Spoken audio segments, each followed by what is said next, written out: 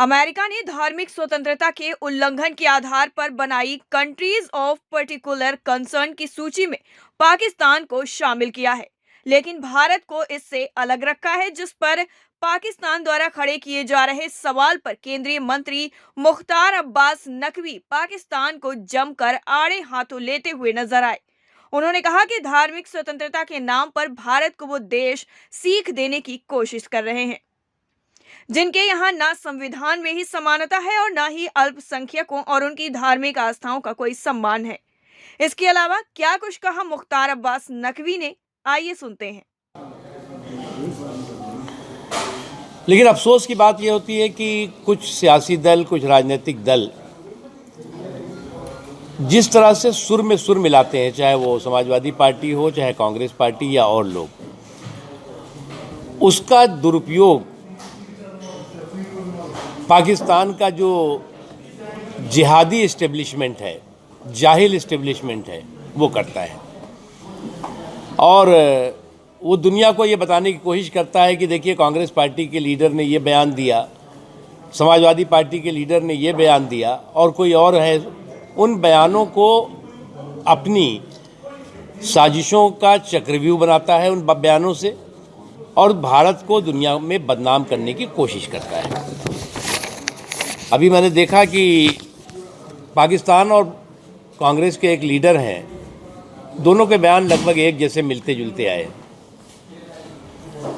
पाकिस्तान ने भी उसी दिन बयान दिया कि हिंदुत्व पर सवाल खड़ा किया, और हमारे यहाँ के जो ग्रैंड ओल्ड पार्टी के नेता हैं, उनका भी बयान उसी तरह का आया। देखिए, हिंदुत्व जो है हिंदुस्तान की संस्कृति और संस्कार है, और इसी हिंदुत्व ने इस देश को पंथ निरपेक्ष या सेकुलर बनाया। हिंदुत्व वो हिंदुत्व है जो वासुदेव कुटुंबकम की बात करता है, धर्म निरपेक्षता की बात करता है, सर्वधर्म समभाव की बात करता है। और इसीलिए बंटवारे के बाद जब पाकिस्तान इस्लामी देश बना, तो हिंदुस्तान जो है वो पंथ निरपेक्ष देश बना।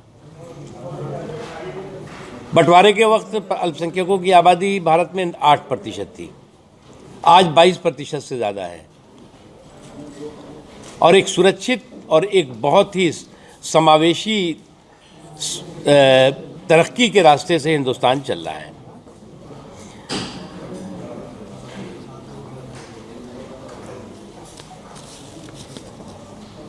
और मैं इतना ही कहना चाहूँगा, जो लोग इस तरह की बातें कर रहे हैं वो हिंदुत्व को मज़हब के साथ, धर्म के साथ जोड़ने की जो कोशिश कर रहे हैं, वो शुद्ध रूप से जाहिलियत भी है।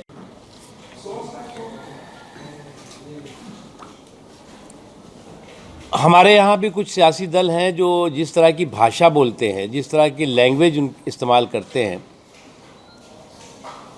उसको जो जुल्म और जुर्म, अल्पसंख्यकों पर जुल्म और जुर्म का जंगल पाकिस्तान है, वो इसका इस्तेमाल करता है।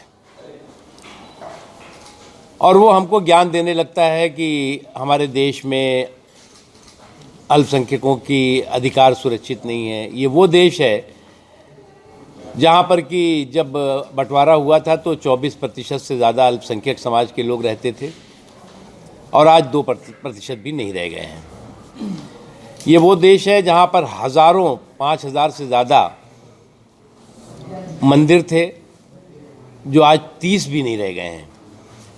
ये वो देश है जहाँ पर कि समानता की बात, किसी भी तरह की संवैधानिक गारंटी नहीं दी गई है।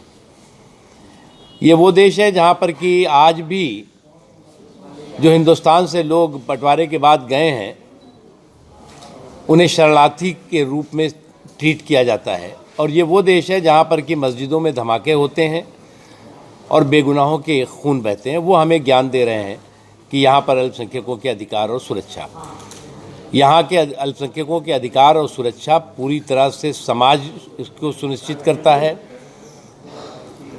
संविधान सुनिश्चित करता है, और जो भी संविधान और समाज के तहत चुनी हुई सरकारें हैं, उनकी सुरक्षा, उनकी गारंटी देता है। कुछ मस्जिदों की बात करने लगते हैं। हिंदुस्तान अकेला देश है जहाँ 3 लाख से ज़्यादा रजिस्टर्ड मस्जिदें हैं, और उतनी ही लगभग जो है वो दरगाहें हैं, तमाम और धार्मिक स्थल हैं, जो कि इस्लामिक देशों से भी ज़्यादा हैं। उसके अलावा जो है वो लाखों की संख्या में चर्च हैं और भी धार्मिक स्थल हैं। तो जो भी लोग इस तरह के सवाल उठाते हैं वो अपने आप में खुद एक्सपोज होते हैं, खुद बेनकाब होते हैं, और वो अपनी नाकामियों को छिपाने के लिए अपने यहाँ जो जुल्म और जुर्म का जंगल है उस पर पर्दा डालने के लिए इस तरह की बातें। चल रहा है मुद्दा 370 और सीए, ये एकदम एंट्री क्यों हुई इसी वक्त? हमने इसीलिए कहा ना कि जो हमारा अन्नदाता है उसके सरोकार पर सांप्रदायिक और सियासी तड़का लगाने की जो कोशिश है, जो लोग ये कर रहे हैं वो किसानों और कृषि के प्रति कितने संवेदनशील हैं, इस बात का अंदाज़ा आप आसानी से लगा सकते हैं। और जो लोग इसको जो है 370 को या सीए को इसके साथ जोड़ने की कोशिश कर रहे हैं, वो न पहले किसानों के हितैषी थे न आज हैं वो। कांग्रेस नेता इस फैसले का जो किसानों का फैसला है, देखिए, मैं मानता हूँ इसको चुनाव की नज़र से देखने वाले लोग जो है वो बहुत संकीर्ण सोच रखते हैं। और आप लोग आकलन करिए इसका। इस आंदोलन के दौरान भी बहुत से चुनाव हुए, लोक विधानसभा भी हुई, बाई इलेक्शन भी हुए, पंचायत के चुनाव भी हुए, लोकल बॉडीज़ के भी चुनाव हुए, बहुत से चुनाव हुए, और भारतीय जनता पार्टी का प्रदर्शन सबने देखा है। सर, ठीक यूपी चुनाव से पहले वापस लेना ये कितना फायदेमंद आप सोच रहे हैं? हम इसको फ़ायदे नुकसान के साथ देखते नहीं हैं।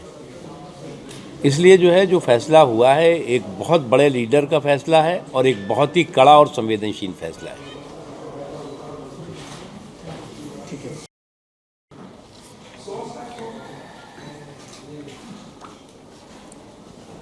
हमारे यहाँ भी कुछ सियासी दल हैं जो जिस तरह की भाषा बोलते हैं, जिस तरह की लैंग्वेज इस्तेमाल करते हैं, उसको जो जुल्म और जुर्म, अल्पसंख्यकों पर जुल्म और जुर्म का जंगल पाकिस्तान है, वो इसका इस्तेमाल करता है।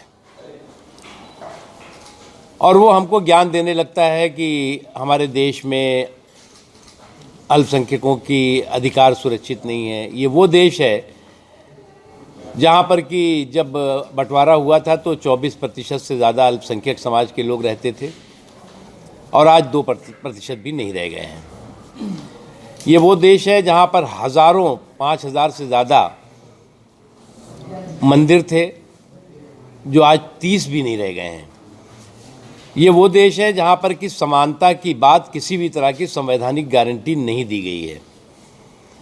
ये वो देश है जहाँ पर कि आज भी जो हिंदुस्तान से लोग बंटवारे के बाद गए हैं, उन्हें शरणार्थी के रूप में ट्रीट किया जाता है। और ये वो देश है जहाँ पर कि मस्जिदों में धमाके होते हैं और बेगुनाहों के खून बहते हैं। वो हमें ज्ञान दे रहे हैं कि यहाँ पर अल्पसंख्यकों के अधिकार और सुरक्षा, यहाँ के अल्पसंख्यकों के अधिकार और सुरक्षा पूरी तरह से समाज इसको सुनिश्चित करता है,